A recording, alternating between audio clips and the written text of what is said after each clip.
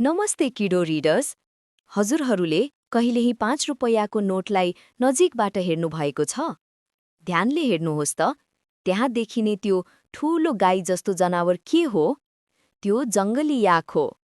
याकहरू नेपालका हिउँले ढाकिएका अग्ला पहाडहरूमा बस्ने अद्भुत जनावर हुन्। उनीहरू धेरै चिसो ठाउँमा पनि बाँच्न सक्छन्। बाहिर तापक्रम -40 डिग्री भए पनि उनीहरूको बाक्लो रौँले तिनीहरूलाई तताउँछ र तिनीहरूको फोक्सो धेरै ठूलो हुन्छ।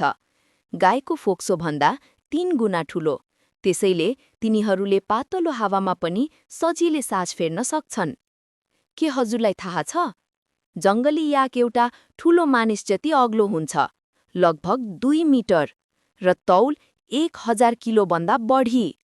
सानो कारभन्दा पनि भारी। पहिले मानिसहरूलाई लाग्थ्यो कि नेपालमा जङ्गली याकहरू हराइसके।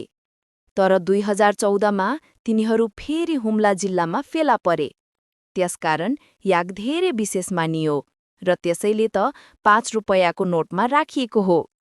र अझ एउटा रमाइलो कुरा, भालेलाई याक भनिन्छ र पोथीलाई नाग। उच्च हिमाली भेगका मानिसहरूले यसबाट दुध, रौँ र गुइठा पाउँछन्, जसलाई खाना पकाउन र इन्धनको रूपमा प्रयोग गरिन्छ।